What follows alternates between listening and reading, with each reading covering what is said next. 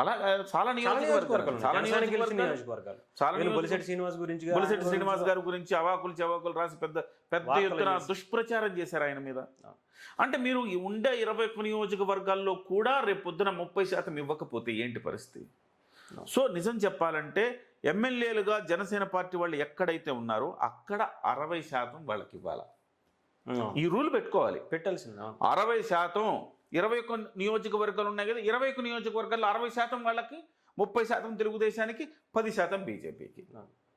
BJP ఉందనుకోండి, BJP MLA ఉన్న చోట 60% వాళ్ళకి, 30% తెలుగుదేశానికి, 10% జనసేనకి ఇవ్వండి, ఇబ్బంది ఏముంది? సో ఈ రకమైన మార్పులు చేసుకుని ముందుకెళ్ళగలిగితే, ఎందుకు కొన్ని చోట్ల ఇవ్వలేరు మీరు, ఎందుకంటే జనసేన నాయకత్వం కూడా బలంగా లేదు చాలా చోట్ల. అక్కడ మీరే తీసుకోండి. ఉదాహరణకు కొవ్వూరు ఉంది, మా జిల్లానే, మా నెల్లూరు జిల్లా కొవ్వూరు ఉంది. కొవ్వూరులో అసలు ఎవరు నాయకుడు, జనసేన పార్టీకి నాయకుడు ఎవరు తెలియదు, ఎవరికి తెలియదు. అలాంటి చోట్ల మీరు తీసుకెళ్ళిపోయి 30% పదవులు ఇచ్చేసేయండి, కొవ్వూరులో 30% మంది జనసేన వాళ్ళు వచ్చేస్తారు, గెలిచేస్తారంటే కష్టమే. తెలుగుదేశం పార్టీ లాస్ అవుద్ది అక్కడ. ఖచ్చితంగా తెలుగుదేశం పార్టీ అక్కడ కొంత ఎక్కువగా సీట్లు తీసుకోవాల్సిన అవసరం ఉంది. ఏమంటే ఈ రకమైన ఒక అడ్జస్ట్మెంట్ చేసుకోగలిగితే, మనం కూడా మొన్న మాట్లాడుకున్నాం, ఓవరాల్గా 30% జనసేనకి ఇవ్వాలి. ఒక చోట మీరు 50% ఇచ్చారనుకోండి, ఎమ్మెల్యేలు ఉన్న చోట 50-60% వాళ్ళకే ఇచ్చారనుకోండి, మీరు ఏతావాత మొత్తం యావరేజ్ని చూసుకుంటే 30% జనసేన వాళ్ళు. ఆ రకమైన ఏర్పాటనే చేసుకోవాలి. సో నాయకత్వం లేదా, నాయకత్వం డెవలప్ చేసుకున్న తర్వాత డెఫినెట్గా ఇచ్చుకోవచ్చు, అది వేరే విషయం. ఏదో ఇది పార్ట్ 1. పార్ట్ 2 అంటే నాయకత్వాన్ని డెవలప్ చేసుకోవటం. ఎందుకు మళ్ళీ వాళ్ళకే ఇస్తారా పవన్ కళ్యాణ్ గారు, మళ్ళీ ఎవరైతే పాత వాళ్ళు ఉన్నారో వాళ్ళకే ఇస్తారా అంటే, వాళ్ళకే ఇచ్చే పని అయితే ఇంత కసరత్తు దేనికి? ఇంత ఈ కమిటీలు ఇవన్నీ ఇన్ని కమిటీలు వేసి ఒక్కొక్కళ్ళు వారం పాటు చాలా చక్కగా జరిగింది. దేశంలో ఏ పార్టీకి జరగనంత వడపోత జరిగింది. ఇంత జరిగిన తర్వాత కూడా వాళ్ళకే ఇస్తే ఏంటి ఉపయోగం? అది ఫెయిల్ అయిపోతారు. జనసేన పార్టీ క్యాడర్లో నిరుత్సాహం వచ్చేస్తుంది. నిజంగా కష్టపడిన గుర్తించాలి, మీరు అందలం ఎక్కించాలి. వాడు ఇవాళ కాకపోతే రేపు నాయకుడిగా పుంజుకుంటాడు. డెఫినెట్గా నాయకత్వాన్ని తయారు చేసుకుంటాడు. ఎందుకు ఈ అనుమానం వచ్చిందంటే, ఇవాళ మనం ఎందుకు చర్చిస్తున్నామంటే, పవన్ కళ్యాణ్ గారు ఆరోగ్యం బాగాలేక భుజం ఆపరేషన్ చేసుకుని ఇంట్లో ఉన్నారు. చాలామంది మహామహులే ఆయన్ని కలవాలంటే, ఎందుకు అజయ్ వేములపాటి గారు ఉన్నారు, ఆయన కలిసారా? కలవలేదు. ఎందుకంటే డిస్టర్బ్ చేయొద్దు ఆయన్ని అని. డిస్టర్బ్ చేయొద్దు, ఈ సమయంలో మనం ఆయనకు ఒక ప్రైవసీ ఇవ్వాలి. ఉండేది 2 రోజులు ఇంట్లో ఉంటున్నారు, ఇవాళ మళ్ళీ విజయవాడ వెళ్ళిపోయారు, పనిలో దిగేశారు. 2-3 రోజులు తప్పదు. కొంతమంది ప్రోటోకాల్ ప్రకారం రావాలి కాబట్టి కొంతమంది రావచ్చు, పెద్దలు, కొంతమంది గవర్నర్ వచ్చారు తప్పదు, ఇంకెవరైనా వస్తారు తప్పదు. కానీ సొంత పార్టీ వాళ్ళు పొలోమంటూ ఆయన దగ్గర హాజరించుకోవడానికి వెళ్తే ఎట్లా? అదొకటి. రెండోది, వెళ్ళినోళ్ళు ఎవరు వెళ్ళారండి? రైల్వే కోడూరు ఎమ్మెల్యే వెళ్ళాడు. ఎలా అండి, ఎలా అపాయింట్మెంట్ ఇస్తారండి రైల్వే కోడూరు ఎమ్మెల్యేకి? ఎంత బ్యాడ్ నేమ్ తెచ్చుకున్నారు. పార్టీని సంకనాకి చేస్తున్నారు, పార్టీని సంకనాకిచ్చి పార్టీని అసలుకి మొత్తం. ఇవాళ ఏదైనా మాట్లాడితే రైల్వే కోడూరులో ఏం జరిగింది అంటున్నారు వైసీపీ అధికార ప్రతినిధులు. ఇవి ఆల్మోస్ట్ ప్రతి డిబేట్లో దాన్ని ఎత్తుతున్నారు. ప్రతి డిబేట్లో రైల్వే కోడూరులో ఏం జరిగింది అంటున్నారు. కొట్టిన విషయాన్ని కావచ్చు, ఈ విషయం ఎట్లా రైల్వే కోడూరు ఎమ్మెల్యేకి మీరు ఎట్లా అపాయింట్మెంట్ ఇస్తారు? పవన్ కళ్యాణ్ గారు అయినా కానీ అది ఇచ్చి దాన్ని ఫోటోలు వేసుకొని నియోజకవర్గంలో ప్రచారం చేసుకుని మొత్తం ఆంధ్రప్రదేశ్ మొత్తం ప్రచారం చేస్తాం. ఇంకా టచ్లో ఉన్నాం.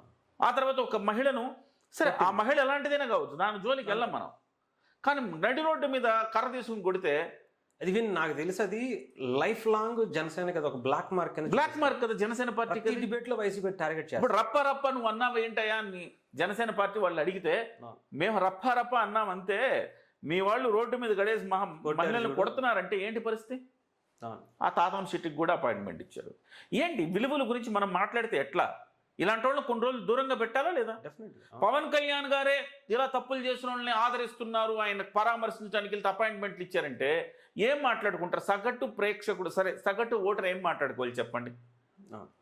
అవునా కదా? ఒక న్యూట్రల్ ఓటర్ గురించి తీసుకుందాం, ఏం మాట్లాడుకోవాలి? సరే హార్డ్ కోర్ జనసేన అలాంటి వాళ్ళు ఎవరైనా సపోర్ట్ చేస్తే చేస్తుండొచ్చు. హార్డ్ కోర్ వైసీపీ వాళ్ళు ఎవరిని సపోర్ట్ చేస్తారు, వాళ్ళ కూనీ కోరలను కూడా సపోర్ట్ చేస్తారు వాళ్ళు. జనసేన కూడా అట్లా చేస్తామా? జనసేన కూడా అట్లా చేస్తారు. మరి వైసీపీకి జనసేనకి తేడా లేదా? మరి ఎట్లా అపాయింట్మెంట్ ఇస్తారు? ఇవాళ మీకు అపాయింట్మెంట్ ఇవ్వడం వల్ల ఓహో రాబోయే రోజుల్లో వీళ్ళే ఉంటారు, రైల్వే కోడూరు ఈ జన్మలో బాగుపడే అవకాశం లేదని అనుకుంటున్నారు. అంతేం కదా? అంటే ఏమన్నా అరవ శ్రీధర్కి సంబంధించి మోసపోయాడు అనేటువంటి ఒక ఏమైనా సాఫ్ట్ కార్నర్ ఏం మోసపోతాడండి, ఏం మోసపోతాడు, ఏం మాట్లాడు, చిన్నపిల్లడా ఆ మాత్రం జ్ఞానం లేదా?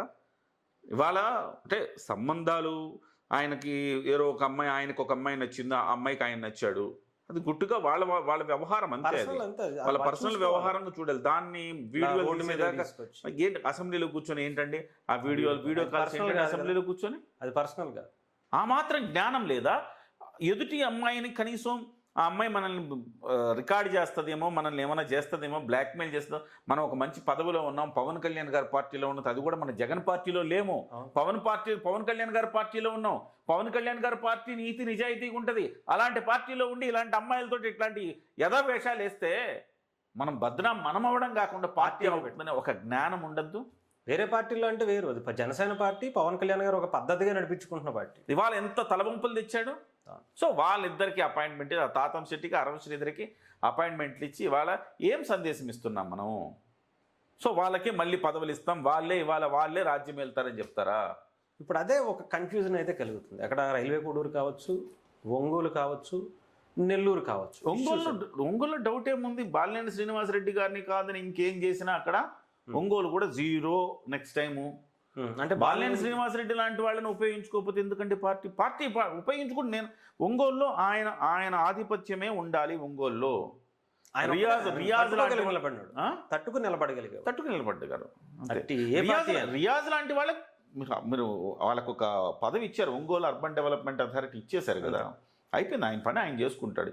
ఇంకా రాజకీయాల్లో సమర్థులైన వాళ్ళు కాదు, ఎప్పటి నుంచో రియాజ్ మనతో పాటు ఉన్నాడు కాబట్టి రియాజ్కే ఇవ్వాలి అంటే పార్టీ ఎట్లా డెవలప్ అవుతుంది?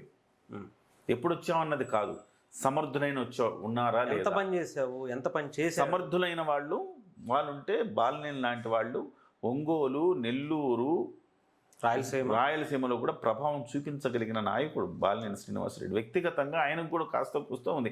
పవన్ కళ్యాణ్ గారు ప్రసారం అంటారు, ఎప్పుడు నా పేరు చెప్పడం కాదు, మీరు నిలబడి సొంతంగా 10,000 ఓట్లు తెచ్చుకోగలుగుతారంటారు కదా, అట్లా బాలినేని శ్రీనివాసరెడ్డి గారు ఆయన నిలబడి ఎమ్మెల్యేలను తెచ్చుకోగలుగుతాడు, 10 మంది ఎమ్మెల్యేలు తీసుకురాగలుగుతాడు, 10 లక్ష కోట్లు తెచ్చుకోగలుగుతాడు ఆయన. సో అలాంటి వాళ్లను మీరు కాదని వేరే వాళ్ళకి ఇస్తే అక్కడ డ్యామేజ్ అవుతుంది. ఇక నెల్లూరులో మీకు ఉభయ కుశలోపరి అజయ్ వేములపాటి గారు ఉన్నారు, ఆయనకు ఒక సముచితమైన గౌరవం ఇచ్చారు, ఆయన అక్కడ తీసుకుపోయారు. మళ్ళీ తీసుకొచ్చి వాళ్ళనే మళ్ళీ ఎవరైతే ఉన్నారో వాళ్ళనే మళ్ళీ మీరు ఇన్ఛార్జీలుగా చేశారనుకోండి, ఇంకేమైనా బాగుపడేదానికి అది కొత్త వాళ్ళకి ఇవ్వండి. లేదు మాకు అజయ్ వేములపాటి గారు కూడా ఆయనకి ఇస్తే వీళ్ళు హర్ట్ అవుతారు, పార్టీలు ఏదైనా లొక్కలొక్కలు వస్తాయని మీరు అనుకుంటే కొత్త వాళ్ళని తీసుకురండి, పక్కన పెట్టి ఇంకొకరికి కొత్త వాళ్ళని తీసుకురండి. నాయకత్వాన్ని ఎవరైతే ద బెస్ట్ ఉన్నారో తీసుకురండి. పార్టీ కార్యక్రమాలు చేయగలిగిన శక్తి ఉండే వాళ్ళని తీసుకురండి. చేసిన వాళ్ళని గుర్తించి కనీసం శక్తి అన్నా ఉండాలా, కనీసం కటౌట్ అన్నా ఉండాలా. కటౌట్ లేదు, శక్తి లేదు అన్నట్టు వాళ్ళని పెట్టుకుంటే ఏంటి ఉపయోగం? ఖచ్చితంగా ఇవన్నీ కూడా ఇవాళ జనసేన పార్టీ ఆలోచించి మనం ఇప్పటి నుంచో చెప్తాం, మళ్ళీ మనల్ని మాకు బలం లేదు కాబట్టి 2029లో కూడా మాకు బలం లేదు, మాకు నాయకత్వం లేదు అంటే ప్రజలు క్షమించరు. షూర్ ఆఫ్ దట్, ప్రజలు క్షమించరు. ఎవరి నాయకత్వాన్ని మీరు నిర్మించుకోలేదు. ఎన్నిసార్లు ఈ విమర్శలు వచ్చినా కానీ జనసేన పార్టీ మారకపోతే మనం చేయగలిగిందే లేదు. డెఫినెట్గా నేను అనుకుంటాను ఈసారి పవన్ కళ్యాణ్ గారు ఒక అద్భుతమైన ప్రణాళికతో ముందుకెళ్తున్నారు, డెఫినెట్గా చేస్తారు. కాకపోతే ఇంత మళ్ళీ మనం చర్చించుకోవడానికి రీజన్ ఏంటంటే ఆ బ్యాచ్ని తీసుకొచ్చి మళ్ళీ రిపీట్ అడ్డమైన బ్యాచ్ని తీసుకొచ్చి మళ్ళీ ఆయన వాళ్ళకి అపాయింట్మెంట్ ఇచ్చి ఆ ఫోటోలు పట్టుకొని మొత్తం ఊరేగుతున్నారు. ఏంటి ప్రయోజనం? అదిగో మాకు ఇంకా మాదే హవా మేమే ఎదుగో చూడు రోడ్డు మీద పడేసి కొట్టినా నన్ను పవన్ కళ్యాణ్ గారు పిలుస్తారో తెలుసా, నన్ను పక్కన పెట్టుకుంటారో తెలుసా అంటే అవునా పవన్ కళ్యాణ్ గారు ఇట్లా రౌడీజం చేస్తేనే పవన్ కళ్యాణ్ గారు కూడా ఇష్టపడతారేమో. జగన్మోహన్ రెడ్డి గారికి ఎంట్లో వచ్చిందండి పేరు. జగన్మోహన్ రెడ్డి గారికి ఆయన మనసు దోచుకోవాలంటే మనం బూతులు తిట్టాలి, అప్పుడే మనల్ని జగన్మోహన్ రెడ్డి గారు మెచ్చుతారు అని పోసాని కృష్ణమురళి అనుకున్నారు, బూతులు తిట్టారు, ఆయనకు పదవి వచ్చింది. జోగి రమేష్ అనుకున్నాడు, జోగి రమేష్ కూడా బూతులు తిట్టాడు, చంద్రబాబు నాయుడు ఇంటి మీదకి దాడికి వెళ్ళాడు, అసెంబ్లీలో బూతులు తిట్టాడు, పదవి వచ్చింది. పేర్ని నాని గారు, అంబటి రాంబాబు, పేర్ని నాని, ఎవరు వీళ్ళందరూ, రోజా, వీళ్ళందరూ బూతులు తిట్టి. సో రేపు పొద్దున జగన్ బ్యాచ్ అంతా కూడా, వైసీపీ బ్యాచ్ అంతా కూడా బూతులు తిడితే తప్ప మనకు అదే ప్రముఖమైన ప్రధానమైన క్వాలిఫికేషన్ అనుకుంటారు. ఇవాళ తాతంశెట్టి నాగేంద్రను చూసిన తర్వాత ఓహో ఇట్లా రోడ్ల మీద పడేసి కొట్టేసి బూతులు రౌడీజం చేస్తేనే మనకు కూడా పదవులు వస్తాయని చెప్పేసి మనల్ని ఇష్టపడతారు పవన్ కళ్యాణ్ గారు అనుకుంటే ఏంటి? అట్లా ఇష్టపడతారని నేను అనుకోను. అట్లా ఇష్టపడతారని మెసేజ్ని మీరు ఇస్తున్నారు, మనం కాదు, మీరు ఇస్తున్నారు మెసేజ్ని. వాళ్ళకి అపాయింట్మెంట్ ఇచ్చి మీరు ఇచ్చారు ఆ మెసేజ్, అంతేనా కాదు? ఇంకంత మించి ఏం చేస్తాం? ఎప్పటి నుంచో పార్టీలో ఉన్నారు, ఎప్పటి నుంచో మెగా ఫ్యామిలీకి మెగా ఫ్యాన్స్గా ఉన్నారనే ఆలోచన ఉండొచ్చాము. ఏ మెగా ఫ్యాన్స్ అయితే మెగా ఫ్యాన్స్ ఇవాళ మెగా ఫ్యాన్స్ అయి ఉండొచ్చు, కానీ మెగా ఫ్యాన్స్ అయితే మాత్రం రౌడీజం చేస్తే చిరంజీవి గారు క్షమిస్తారా? చెప్పండి, మీరు చెప్పండి. అంతే. నా ఫ్యాన్స్ అసోసియేషన్ సేవా కార్యక్రమాలు చెయ్యాలి అనుకుంటాడు, కానీ మహిళలను రోడ్డు మీద పడేసి కొట్టాలని చిరంజీవి గారు అనుకుంటారా? అనుకోరు కదా. అలాంటి వాడు ముందు ఆయన దృష్టికి వెళ్తే తీసి అవతల పడేస్తారు. సో ఇవన్నీ ఎవరు అనుకోరండి నాకు తెలిసి, కానీ పవన్ కళ్యాణ్ గారు కూడా అనుకుంటారు, నేను అనుకోవట్లా. కానీ ఎవరో అపాయింట్మెంట్ ఇచ్చేస్తే అపాయింట్మెంట్ ఇచ్చిన తర్వాత ఆ ఫోటోలు బయటకు వచ్చి వాళ్ళు వీరంగం వేసి ఆ ఫోటోలన్నీ బయట ప్రచారం చేసుకుంటే ఏం సంకేతం మనం ఇస్తున్నాము, అదొక్కటి ఆలోచించాలి. కోడూరులో కూడా ఆల్టర్నేటివ్, ఎస్పెషల్లీ మీరు గమనించండి, చాలా మంది పెద్ద పెద్ద వాళ్ళు పోలేదు పవన్ కళ్యాణ్ గారు డిస్టర్బ్ చేయొద్దని. వీళ్ళు వెళ్ళారు, రీజన్ ఏంటో తెలుసా? వీళ్ళు వెళ్ళటానికి రీజన్ ఏంటో తెలుసా? మా మీద పవన్ కళ్యాణ్ గారికి ఇంకా ప్రేమ ఉంది, మమ్మల్ని రాబోయే రోజుల్లో మేమే ఈ నియోజకవర్గానికి రాజులము అని చెప్పుకోవటానికి వీళ్ళిద్దరు వెళ్ళారు. వీళ్ళిద్దరిని కలిపారు. అప్పుడు వీళ్ళిద్దరు ఫోటోలు తీసుకొని ఆ ప్రచారం కోసమే వాళ్ళు వెళ్ళారు, ఆ ప్రచారం చేసుకుంటున్నారు. ఆ మాత్రం పవన్ కళ్యాణ్ గారి ఆఫీసులో తెలియకపోతే ఎట్లా? ఎవరికి అపాయింట్మెంట్ ఇవ్వాలి, ఎవరికి అపాయింట్మెంట్ ఇవ్వకూడదని తెలియకపోతే ఎట్లా? ఏమో మనం చేయగలిగింది ఏం లేదు హరీష్. మనకు ఇలాంటి విషయాలు ఎవరైనా మాట్లాడి ప్రశ్నిస్తే మనం ఏమైనా మాట్లాడగలుగుతామా? అవసరమైతే మనల్ని కూడా ఇలా మళ్ళీ వైసీపీ అనో మనల మీద కూడా మాట్లాడతారు. నీతిగా నియమబద్ధతతోటి వ్యవహరించే వాళ్ళు ఎవరినైనా మనం సపోర్ట్ చేస్తాం. వాడు ఎవడైనా నియమం తప్పి ఇట్లాంటి రౌడీజాలు ఇట్లాంటి చెత్త పనులు చేస్తే కనుక ఎవరైనా వాళ్ళని మనం వ్యతిరేకిస్తాం. వాళ్ళు జనసేన పార్టీ అయినా వ్యతిరేకిస్తాం, అందులో డౌట్ ఏముంటుంది. రైల్వే కోడూరులో కూడా మంచి అవకాశం దొరికింది జనసేనకి.